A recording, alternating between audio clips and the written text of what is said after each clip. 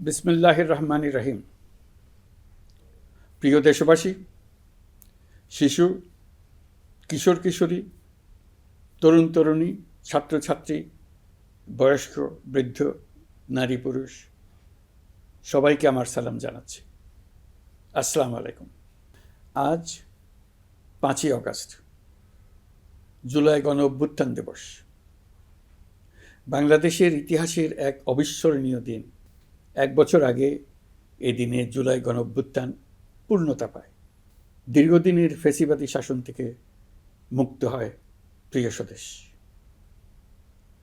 গত বছরের জুনে আদালতের একটি রায়ে সরকারি চাকরিতে কোটা পুনর্বহাল হলে দেশের তরুণ শিক্ষার্থী সমাজ বিক্ষুব্ধ হয়ে ওঠে। তাদের এই ক্ষোভ দাবানলে পরিণত হয় স্বৈরাচারের তুচ্ছ তাচ্ছিল্যে, দমন পীড়নে, নির্বিচারে গুলিবর্ষণ, নির্মম হত্যাযজ্ঞের কারণে। স্বৈরাচারী শাসকের নির্দেশে পরিচালিত হত্যাযজ্ঞের সামনে নির্ভীক চিত্তে দাঁড়িয়েছিল এদেশের ছাত্র, শ্রমিক, জনতা। তাদের সম্মুখভাগে ছিলেন আমাদের অদম্য নারীরা। দেশকে স্বৈরাচার মুক্ত করতে অকাতরে জীবন উৎসর্গ করেছেন তাঁরা। আজকের দিনে আমি জাতির সূর্য সন্তান জুলাই শহীদদের গভীর শ্রদ্ধার সঙ্গে স্মরণ করছি। জুলাইয়ে যারা আহত হয়েছেন, চিরতরে পঙ্গু হয়েছেন, দৃষ্টি হারিয়েছেন, জাতির পক্ষ থেকে আমি তাদের প্রতি শ্রদ্ধা ও কৃতজ্ঞতা জানাচ্ছি। প্রিয় দেশবাসী, গত 1 বছরে আমরা অনেক সংকট ও সম্ভাবনার মধ্য দিয়ে পার করেছি। অনেক ঘটনা, দুর্ঘটনা আমাদের গভীরভাবে বেদনাহত করেছে। সর্বশেষ মাইলস্টোন কলেজে বিমান বিধ্বস্ত হয়ে ঝরে গেছে আমাদের কোমলমতি শিশুসহ বেশ কিছু মানুষের প্রাণ। আগুনে পুড়ে আহত হয়েছেন অনেকেই। এই ঘটনা আমাদের সবাইকে শোকস্তব্ধ করে দিয়েছে। এই দুর্ঘটনায় নিহতদের আত্মার শান্তি কামনা করছি। যারা এখনো হাসপাতালে চিকিৎসাধীন, তাদের দ্রুত আরোগ্য কামনা করছি। এই ভয়াবহ দুর্ঘটনার পর সিঙ্গাপুর, চীন, ভারতসহ কয়েকটি দেশের যে সকল চিকিৎসক এবং নার্স আহতদের সেবায় অক্লান্ত পরিশ্রম করেছেন, তাদের প্রতি কৃতজ্ঞতা জানাচ্ছি। যারা রক্ত দিয়ে আহতদের পাশে দাঁড়িয়েছেন, কৃতজ্ঞতা জানাচ্ছি তাদের প্রতিও। প্রিয় দেশবাসী, জুলাই অভ্যুত্থানের পর আমরা অনেক দূর পথ অতিক্রম করে এসেছি। আমাদের জাতীয় জীবনে শান্তি শৃঙ্খলা ফিরে এসছে, অর্থনীতিতে গতিশীলতা এসছে, সংকট দূর হয়েছে। মাত্র কয়েকদিন আগে যুক্তরাষ্ট্রের সঙ্গে আমরা সফলতার সঙ্গে শুল্ক আলোচনা সমাপ্ত করেছি। এর ফলে আমাদের অর্থনীতির সম্ভাবনা বহুগুণ বেড়ে গিয়েছে। যখন 1 বছর আগে আমাদের অন্তর্বর্তীকালীন সরকার 16 বছর ব্যাপী একটানা ধ্বংসযজ্ঞ এবং লুটপাটে বিধ্বস্ত এক অর্থনীতির দায়িত্ব নিয়েছিলাম, তখন কারোরই মনে হচ্ছিল না এই বিধ্বস্ত অর্থনীতিকে আবার সহজে চালু করা যাবে। মাত্র 1 বছরের মধ্যে আমরা এতদূর রাস্তা অতিক্রম করতে পারবো, এটা চিন্তাই করা যায়নি। অর্থনীতি ঘুরে দাঁড়িয়েছে, এখন দ্রুত গতিতে এগিয়ে যাবার পালা। আমরা এখন অন্তর্বর্তী সরকার থেকে একটি নির্বাচিত সরকারের হাতে রাষ্ট্র পরিচালনার দায়িত্ব তুলে দেওয়ার দিকে অগ্রসর হচ্ছি। আমরা দায়িত্ব গ্রহণের 4 মাসের মাথায় জাতির উদ্দেশ্যে দেওয়া ভাষণে আমি প্রতিশ্রুতি দিয়েছিলাম 2026 সালের জুনের মধ্যে দেশের আগামী জাতীয় সংসদ নির্বাচন আয়োজন করব। তবে নির্বাচনের আগে আমাদের অত্যাবশ্যকীয় কয়েকটি কাজ সম্পন্ন করতে হবে। এর মধ্যে অন্যতম হল জুলাই ঘোষণাপত্র ও জুলাই সনদ।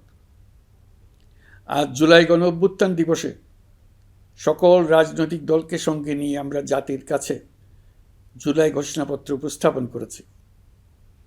এই ঘোষণাপত্রে মহান মুক্তিযুদ্ধ সহ বাংলাদেশের মানুষের অতীতের বিভিন্ন ঐতিহাসিক ও গণতান্ত্রিক সংগ্রাম থেকে শুরু করে জুলাই অভ্যুত্থানের প্রেক্ষাপট বর্ণনা করা হয়েছে।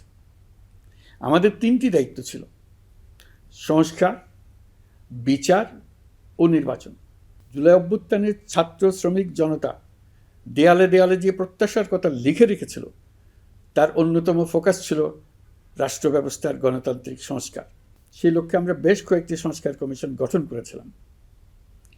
তাদের মধ্যে প্রধান প্রধান সংস্কার কমিশনগুলো যে সুপারিশ পেশ করেছে সেগুলোর মধ্যে স্বল্প সময়ের মধ্যে আশু বাস্তবায়নযোগ্য বহু সংস্কার আমরা ইতিমধ্যে সম্পন্ন করেছি। এই সংস্কারগুলোর মাধ্যমে অর্থনৈতিক খাত, বিচার ব্যবস্থা ও জনপ্রশাসনে গতিশীলতা আসবে, স্বচ্ছতা ও জবাবদিহিতা বহুলাংশে বৃদ্ধি পাবে, দুর্নীতি, অনিয়ম ও হয়রানি হ্রাস পাবে। দীর্ঘমেয়াদী সংস্কার কাজ বাস্তবায়নের লক্ষ্যে আমরা জাতীয় ঐকমত্য কমিশন গঠন করেছিলাম। এই কমিশনে 30টিরও অধিক রাজনৈতিক দল ও জোট স্বতঃস্ফূর্তভাবে অংশগ্রহণ করেছে, তাদের মতামত দিয়েছে। প্রাথমিক পর্যায়ে ঐকমত্য কমিশন 166টি সুপারিশ নিয়ে 30টির বেশি রাজনৈতিক দলের সঙ্গে প্রায় 2 মাস ধরে দলগত ও জোটগতভাবে আলোচনা করেছিল। এই প্রক্রিয়ায় যেসব বিষয়ে রাজনৈতিক দলগুলোর মধ্যে ঐকমত্য প্রতিষ্ঠিত হয়েছিল সেগুলো বাদ দিয়ে কমিশনের পক্ষ থেকে 19টি মৌলিক সংস্কারের বিষয় চিহ্নিত করা হয়। দ্বিতীয় পর্যায়ে 23 দিন ধরে আলোচনা শেষে 19টি বিষয়ের বেশিরভাগ ক্ষেত্রেই ঐকমত্য প্রতিষ্ঠা করা সম্ভব হয়েছে, যদিও কয়েকটি ক্ষেত্রে কিছু কিছু রাজনৈতিক দলের নোট অফ ডিসেন্ট রয়েছে। সংস্কারের ক্ষেত্রে আমরা আমাদের লক্ষ্যে পৌঁছাতে পেরেছি। ঐকমত্য কমিশনের পরিচালনায় দেশের সকল রাজনৈতিক দল মিলে দীর্ঘদিন ধরে প্রতিনিয়ত আলাপ আলোচনার ভিত্তিতে জুলাই সনদ চূড়ান্ত হওয়ার পর্যায়ে এসছে। জুলাই সনদ একটি ঐতিহাসিক অর্জন। এটা শুধু আমাদের রাজনৈতিক ইতিহাসে নয়, বৃহত্তর পরিমণ্ডলের রাজনৈতিক ইতিহাসেও স্মরণীয় হয়ে থাকবে। দলিল তো স্মরণীয় হয়ে থাকবেই, এটা রচনার প্রক্রিয়াও স্মরণীয় হয়ে থাকবে। এই দলিল প্রণয়নের জন্য আমি সকল রাজনৈতিক দলের নেতৃবৃন্দকে এবং ঐকমত্য কমিশনের সদস্যবৃন্দকে, বিশেষ করে এই উদ্যোগের নেতৃত্ব দানকারী প্রফেসর আলী রিয়াজকে জাতির পক্ষ থেকে অশেষ কৃতজ্ঞতা ও ধন্যবাদ জানাচ্ছি। রাজনৈতিক দলের প্রতিনিধিরা অত্যন্ত সৌহার্দ্যপূর্ণ পরিবেশে আলোচনায় অংশ নিয়েছেন। মতপার্থক্য থাকা সত্ত্বেও সকল রাজনৈতিক দলের মধ্যে ঐকমত্য তৈরির চেষ্টা ছিল। আমরা আশা করছি এই ঐকমত্যের ভিত্তিতে অচিরেই রাজনৈতিক দলগুলি জুলাই সনদে স্বাক্ষর করবে এবং এর বাস্তবায়নেও ঐকমত্যে পৌঁছাবে। জুলাই সনদ বাংলাদেশে সুষ্ঠুভাবে ক্ষমতা হস্তান্তর, জবাবদিহিমূলক রাষ্ট্রীয় প্রতিষ্ঠানগুলোর স্বাধীনতা ও সক্ষমতা, নাগরিক অধিকারের সত্যিকারের বাস্তবায়ন, রাষ্ট্রীয় সম্পদ ও সামর্থ্যের ব্যবস্থাপনা নিশ্চিত করবে। আমাদেরকে নিশ্চিত করতে হবে ভবিষ্যতের কোনো সরকারই যেন আর ফ্যাসিস্ট হয়ে উঠতে না পারে। রাষ্ট্রকে এমনভাবে মেরামত করতে হবে যাতে কখনো কোথাও ফ্যাসিবাদের লক্ষণ পাওয়া গেলেই সেটিকে যেন তাৎক্ষণিকভাবে সেখানেই নির্মূল করা যায়, আর যেন 16 বছরের জন্য অপেক্ষা করতে না হয়, বহু মানুষকে প্রাণ দিতে না হয়, আমাদের যেন আরেকটি গণ অভ্যুত্থানের প্রয়োজন না হয়। জুলাই আগস্টের মানবতাবিরোধী অপরাধ মামলায় বিচার কাজ দৃঢ়ভাবে এগিয়ে চলেছে। বিচারের আনুষ্ঠানিক শুনানি পর্বও শুরু হয়েছে। ইতিহাসের নির্মম হত্যাযজ্ঞে যারা জড়িত তাদের বিচার এদেশের মাটিতে হবেই। বিচার প্রক্রিয়া ও এর ফলাফল ক্রমান্বয়ে মানুষের কাছে প্রকাশিত হতে থাকবে। বিচারের পুরো প্রক্রিয়া দেশবাসীর কাছে স্বচ্ছ ও দৃশ্যমান রাখা হচ্ছে। এবার আমাদের সর্বশেষ দায়িত্ব পালনের পালা, নির্বাচন অনুষ্ঠান। আজ এই মহান দিবসে আপনাদের সামনে এই বক্তব্য রাখার পর থেকেই আমরা আমাদের সর্বশেষ এবং সবচেয়ে গুরুত্বপূর্ণ অধ্যায়ে প্রবেশ করব। আমরা এবার একটা নির্বাচিত সরকারের কাছে দায়িত্ব হস্তান্তরের প্রক্রিয়া শুরু করব। অন্তর্বর্তী সরকারের পক্ষ থেকে আমি প্রধান নির্বাচন কমিশনারের কাছে চিঠি পাঠাবো যেন নির্বাচন কমিশন আগামী রমজানের আগে 2026 সালের ফেব্রুয়ারি মাসে জাতীয় নির্বাচন অনুষ্ঠানের আয়োজন করেন। আপনারা সকলেই দোয়া করবেন যেন সুন্দরভাবে নির্বাচন অনুষ্ঠান করে এদেশের সকল নাগরিক একটি নতুন বাংলাদেশ গড়ার কাজে সফলভাবে এগিয়ে যেতে পারে। আমরা সরকারের পক্ষ থেকে এই নির্বাচন যাতে সুষ্ঠু, শান্তিপূর্ণ এবং উৎসবমুখরভাবে সম্পন্ন করা যায় সেজন্য সকল প্রকার সাহায্য সহযোগিতা প্রদান করব। এবারের নির্বাচন যেন আনন্দ উৎসবের দিক থেকে, শান্তি শৃঙ্খলার দিক থেকে, ভোটার উপস্থিতির দিক থেকে সৌহার্দ্য ও আন্তরিকতার দিক থেকে দেশের ইতিহাসে স্মরণীয় হয়ে থাকে। সেই জন্য সকল আয়োজন সম্পন্ন করতে আগামীকাল থেকে আমরা সকলেই মানসিক প্রস্তুতি ও প্রাতিষ্ঠানিক আয়োজন শুরু করব। নির্বাচনে ভোটারদের সম্পর্কে দুই একটা কথা বলতে চাই। এবার আমরা প্রবাসী ভোটারদের ভোট দেওয়ার আয়োজন নিশ্চিত করতে চাই। অর্থনৈতিক দিক থেকে সম্পূর্ণ বিধ্বস্ত বাংলাদেশ যে আবার দ্রুত ঘুরে দাঁড়াতে পেরেছে, তার বড় কারণ হলো আমাদের রেমিটেন্স যোদ্ধাদের ঐতিহাসিক অবদান। নির্বাচনে তাদের অংশগ্রহণ নিশ্চিত করার জন্য নির্বাচন কমিশন প্রস্তুতি নিচ্ছে। নারী ভোটাররা যেন দেশের সর্বত্র নির্দ্বিধায় আনন্দোৎসাহ সহকারে তাদের ভোট দিতে পারে, এটা নিশ্চিত করতে চাই। এবার যেন কেন্দ্রে কেন্দ্রে নারী ভোটারদের ঢল নামে, আমরা সেই লক্ষ্যে সমস্ত ব্যবস্থা গ্রহণ করব। দেশের মানুষের ভোটাধিকার কেড়ে নেবার কারণে গত 15 বছর ধরে নাগরিকবৃন্দ ভোট দিতে পারেনি। এবারের নির্বাচনে আমরা আমাদের বকেয়া আনন্দসহ মহা আনন্দে ভোট দিতে চাই। এবারের নির্বাচনে জীবনে প্রথমবার ভোট দিতে যাবে এরকম ভোটাররা নানা উৎসবের মধ্য দিয়ে ভোট কেন্দ্রে যাবে, তাদের এই দিনটি স্মরণীয় করে রাখার জন্য। এর মধ্যে নতুন নারী ভোটার থাকবে, নতুন পুরুষ ভোটার থাকবে। এর মধ্যে এমন ভোটার থাকবে যারা 15 বছর আগে থেকেই ভোট দিতে পারত, কিন্তু জীবনে একবারও ভোট দিতে পারেনি। এর মধ্যে আসবে যারা 10 বছর আগে, 5 বছর আগে ভোট দিতে পারত কিন্তু পারেনি। আর আসবে ভাগ্যবান ও ভাগ্যবতীর দল, যারা এই প্রথমবার ভোটার হওয়ার যোগ্যতা লাভ করলো এবং সঙ্গে সঙ্গে ভোট দেওয়ার সুযোগও পেয়ে গেল। নির্বাচনের দিনকে আমরা ঈদের উৎসবের মতো করতে চাই। এবারের ভোটের আনন্দ থাকবে সবার মধ্যে। আপনারা সবাই বাচ্চা কাচ্চাদের নিয়ে ভোট কেন্দ্রে যাবেন। নাগরিক অধিকার প্রয়োগের মহা আনন্দ পরবর্তী বংশধরদের কাছে তুলে ধরার জন্য এখন থেকে প্রতিদিন আলাপ আলোচনা করুন। আপনার এলাকায় ভোটদান ব্যবস্থা কেমন হলে সুন্দর হয়, কেমন হলে আনন্দমুখর হয়, সেটা আগে থেকে ঠিক করার জন্য। নতুন বাংলাদেশ গড়ার কাজের ভিত্তি রচনা হবে এবারের নির্বাচনে। তার জন্য প্রস্তুতি নিন। প্রিয় দেশবাসী, দেশের ইতিহাসে এখন পর্যন্ত যতগুলো বড় সংঘাত, সহিংসতার ঘটনা ঘটেছে, তার সবগুলোর নেপথ্য কারণ ছিল ত্রুটিপূর্ণ নির্বাচন।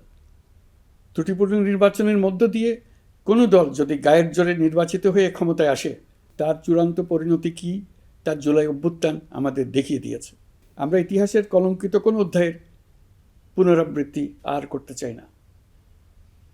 আপনারা প্রত্যেকেই অবগত আছেন, একটা গোষ্ঠী নির্বাচনকে বাধাগ্রস্ত করার জন্য উন্মুখ হয়ে আছে।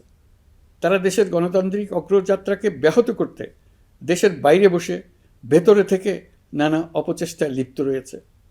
আমাদেরকে অবশ্যই খেয়াল রাখতে হবে তারা যেন নির্বাচনকে সংঘাতময় করে তোলার কোনো রকমের সুযোগ না পায়।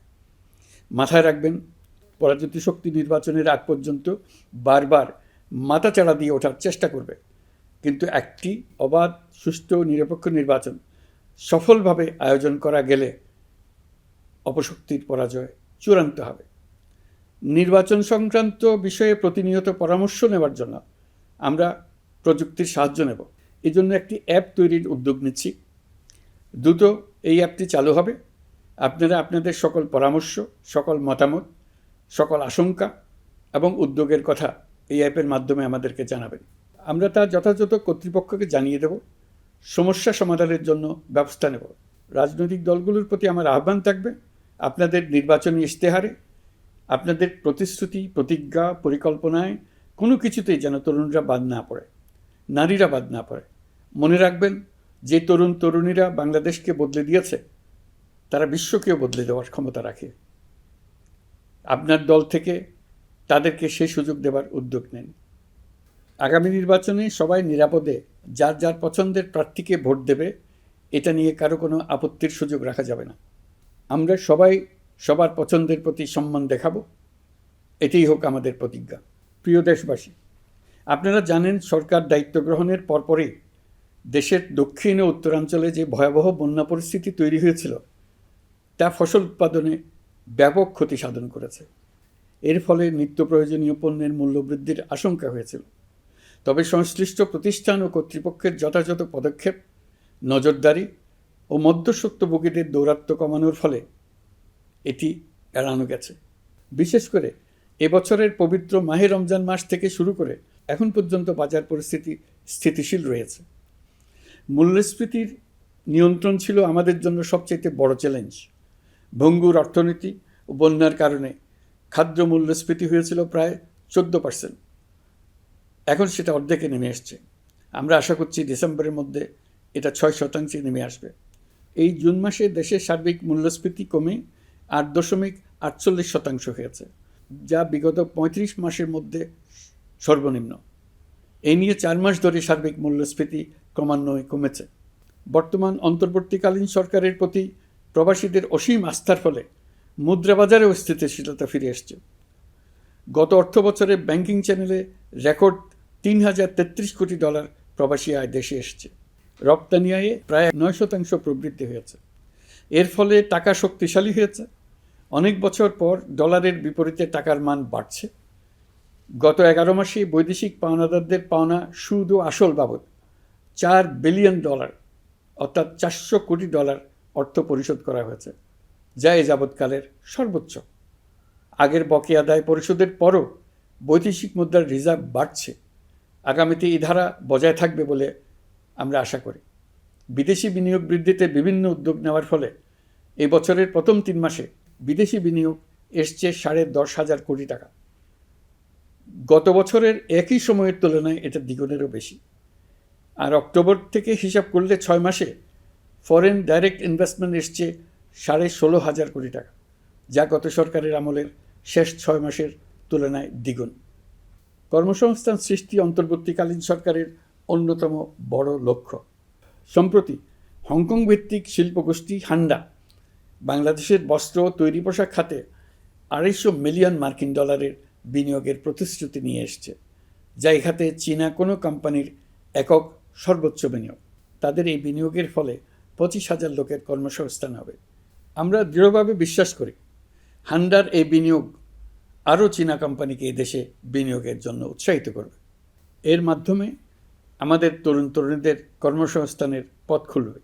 গত 16 বছরে দেশ থেকে যে বিপুল পরিমাণ অর্থ পাচার হয়ে গিয়েছে, আমরা সেটা ফিরিয়ে আনার উদ্যোগ নিয়েছি। এই দীর্ঘ আইনি প্রক্রিয়ার জন্য সরকার নামকরা বিদেশি আইনি প্রতিষ্ঠানকে নিয়োগ দিয়েছে। যথাযথ আইনি পদক্ষেপের ফলে বিশ্বের বিভিন্ন দেশে ফেসিবাদী দুর্বৃত্তরা যে অর্থ সম্পদের পাহাড় গড়েছে তার কিছু কিছু ইতিমধ্যে জব্দ হয়েছে। এই কার্যক্রম সঠিকভাবে চালিয়ে যেতে পারলে অল্প সময়ের মধ্যে আরও কিছু ইতিবাচক ফলাফল পাওয়া যাবে বলে আমি বিশ্বাস করি। দেশের ভেঙে পড়া অর্থনীতিকে মজবুত করতে হলে আমাদের চিন্তায় মৌলিক পরিবর্তন আনতে হবে। আমি বরাবরই বলে এসেছি, এদেশের নদী ও বিশাল সমুদ্র আমাদের মূল্যবান সম্পদ। আমরা এই সম্পদকে কাজে লাগিয়ে সমান্তরালভাবে পানিভিত্তিক অর্থনীতি গড়ে তুলতে চাই। আমরা প্রায় ভুলে যাই যে বঙ্গোপসাগরের একটা অংশও আমাদের দেশ। এর পরিমাণ আমাদের মোট জমির পরিমাণের চাইতে বেশি। আমরা প্রায় সবসময় জমিভিত্তিক আমাদের অর্ধেক দেশ নিয়ে মাথা ঘামাই, বাকি পানিভিত্তিক অর্ধেক দেশকে হিসাবেই ধরি না, কারণ আমরা ওই অংশে বসবাস করি না। আমরা তো হাওর বাওরেও বসবাস করি না, তাই বলে তো তাকে হিসাবের বাইরে রাখি। এখন থেকে আমাদের অংশের বঙ্গোপসাগরকে আমরা আমাদের দেশের মূল্যবান অংশ, এই কথা সবসময় মাথায় রেখে অগ্রসর হব। এই অংশের পানির উপর দিয়ে দেশ বিদেশের সঙ্গে আমরা বাণিজ্য করব। তার মাধ্যমে আমরা পুরো পৃথিবীকে আমাদের প্রতিবেশী বানাবো। এই পানির মধ্যে আছে অফুরন্ত সম্পদ, মৎস্য সম্পদ, যা প্রতি বছর ফসল দেয়। এই পানির নিচে আছে অফুরন্ত গ্যাস। এর সব কিছুকে নিয়েই প্রতিনিয়ত আমাদের চিন্তাভাবনাকে চালিত করতে হবে। বর্তমান সরকার চট্টগ্রাম বন্দর ব্যবস্থাপনাকে নতুন করে সাজানোর উদ্যোগ নিয়েছে।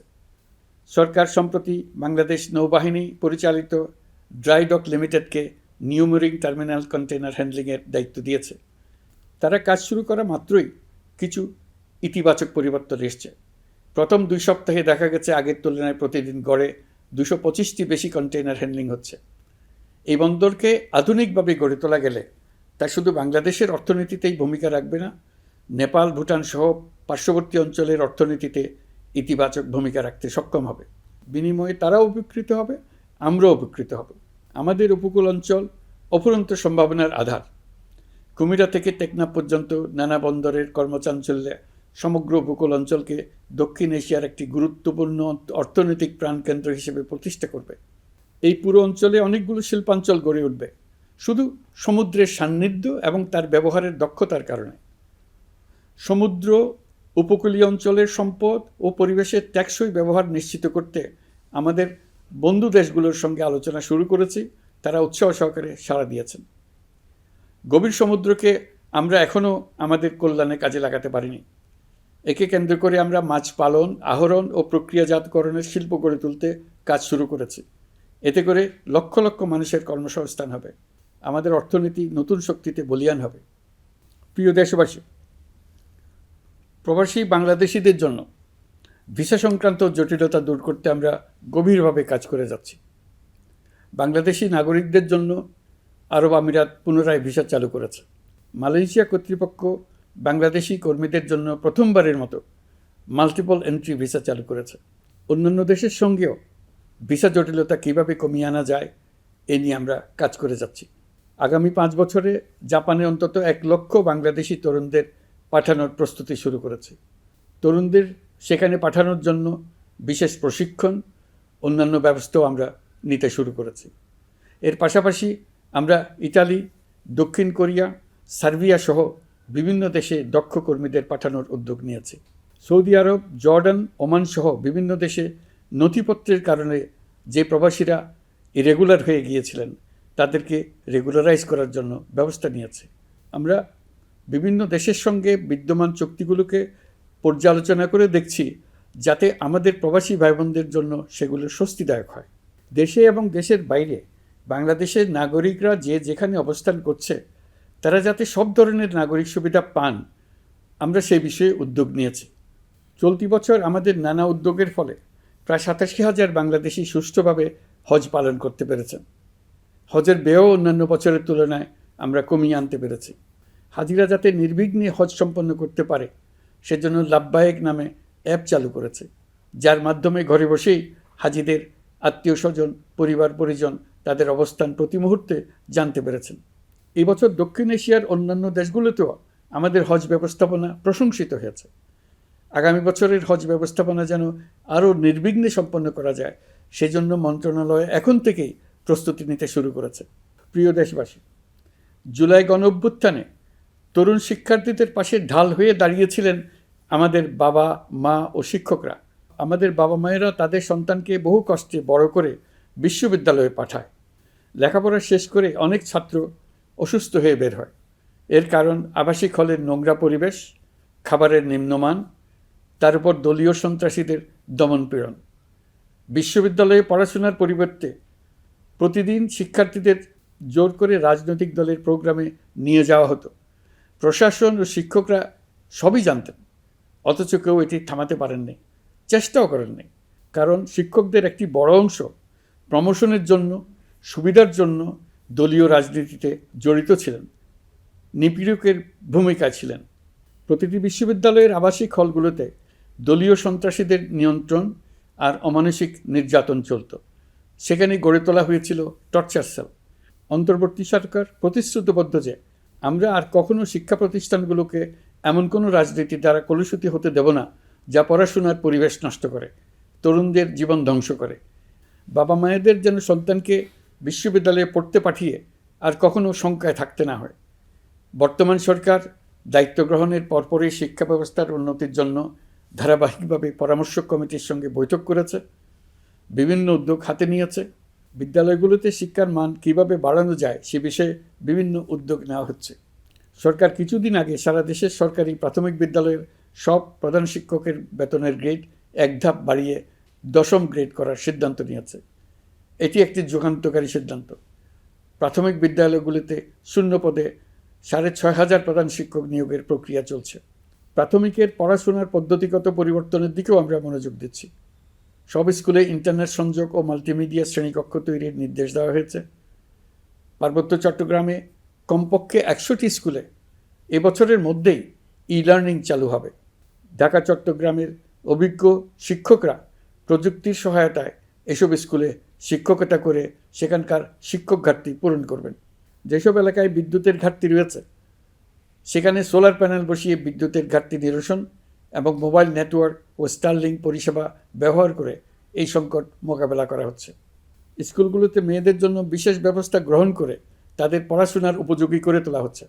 স্কুলের অবকাঠামোকে নারীবান্ধব করে তুলতে স্কুল ভবন নির্মাণের সময় কমিটিতে নারী স্থপতি রাখার নিয়ম করা হয়েছে।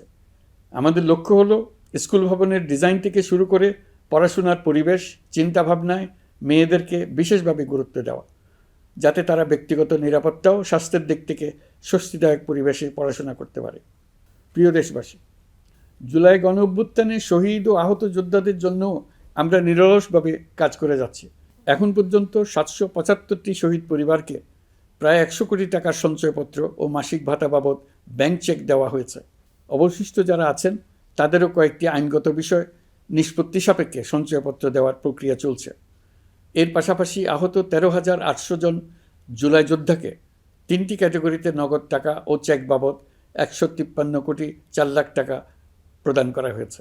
78 জন অতি গুরুতর আহত জুলাই যোদ্ধাকে সিঙ্গাপুর, থাইল্যান্ড, তুরস্ক এবং রাশিয়ার উন্নত চিকিৎসার জন্য পাঠানো হয়েছে এবং চিকিৎসা ব্যয় বাবদ এ পর্যন্ত প্রায় 100 কোটি টাকা ব্যয় হয়েছে। আহতদের পুনর্বাসনের জন্য সরকারের সবকটি মন্ত্রণালয়ের সম্মিলিত প্রচেষ্টায় বিভিন্ন ধরনের উদ্যোগ নেওয়া হচ্ছে। ফেসিবাদী সরকারের আমলে দেশের শহরে বন্দরে হাজারো প্রতিষ্ঠান, সড়ক, সেতু, সেনানিবাস, যুদ্ধজাহাজ, স্কুল, কলেজ, বিশ্ববিদ্যালয়ের নাম পরিবর্তন করে স্বৈরাচার তার নিজের এবং নিজের পরিবারের সদস্যদের নামে চালু করেছিল। আমরা সব নাম পরিবর্তন করে আগের নাম বা মানানসই নাম করে দিয়েছি। প্রিয় দেশবাসী, অন্তর্বর্তীকালীন সরকার এমন এক অবস্থায় দেশের দায়িত্বভার গ্রহণ করেছিল যখন প্রতিটি গণতান্ত্রিক প্রতিষ্ঠান, অফিস, আদালত বিধ্বস্ত অবস্থায় ছিল।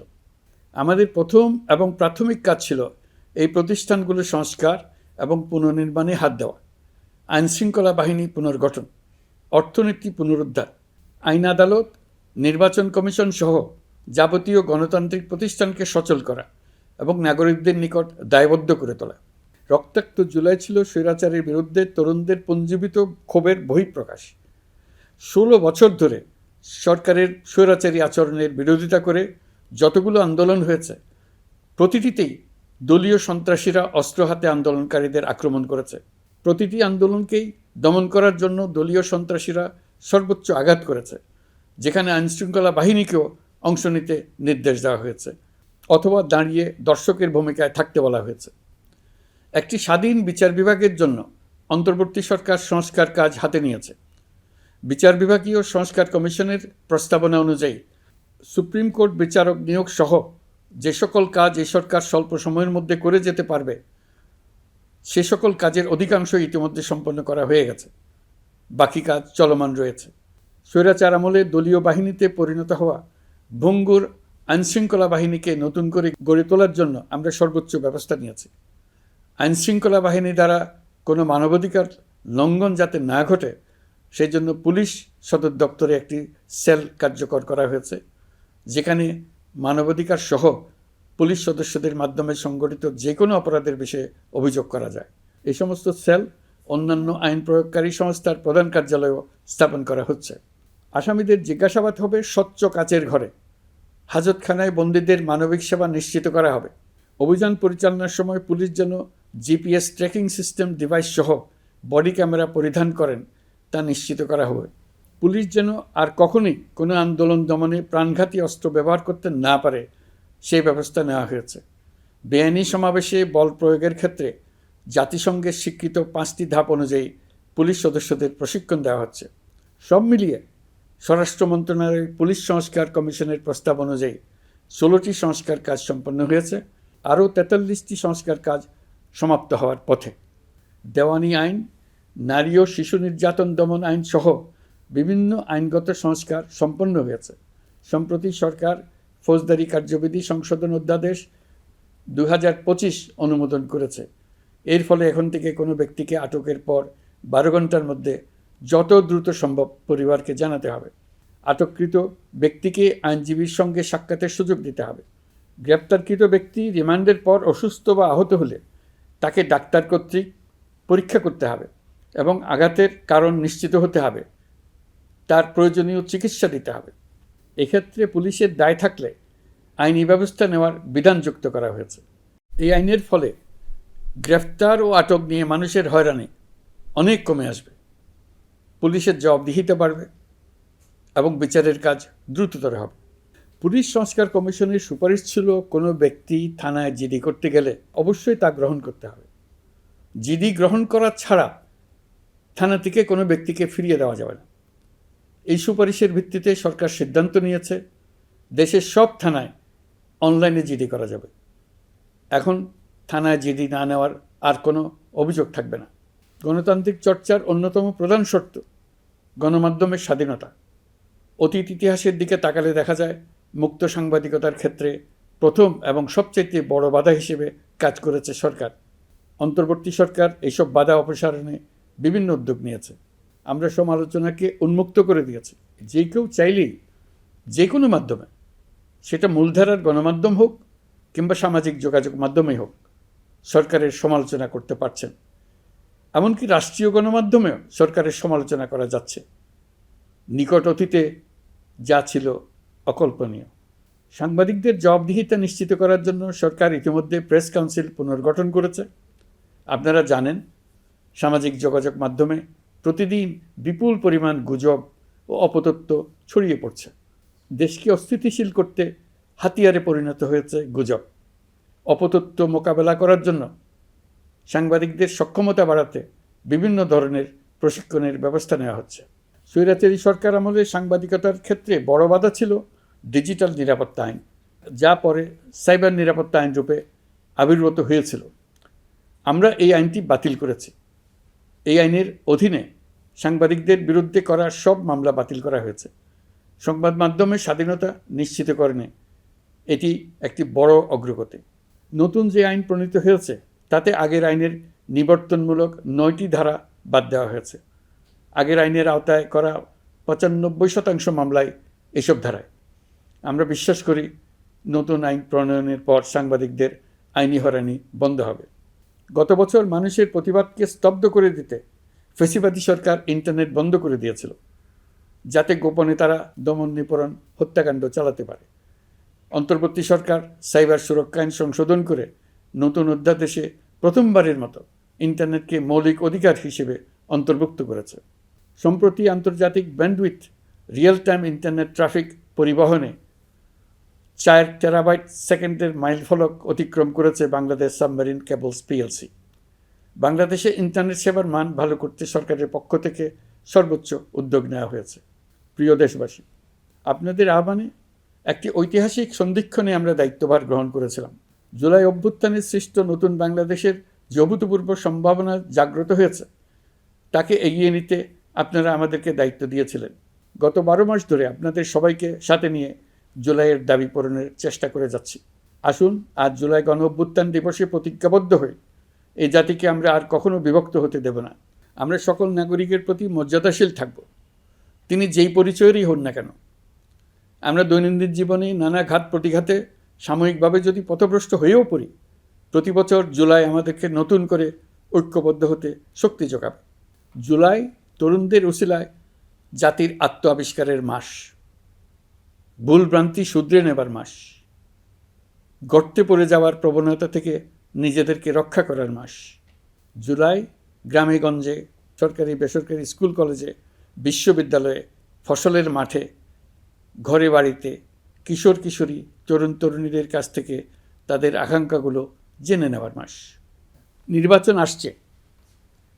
যদি আপনি আপনার নির্বাচনী এলাকা থেকে দূরে বসবাস করেন, তবে এখন থেকে নিয়মিত নির্বাচনী এলাকা পরিদর্শন করুন, যাতে সেরা ব্যক্তিকে নির্বাচিত করতে আপনি প্রস্তুত হতে পারেন।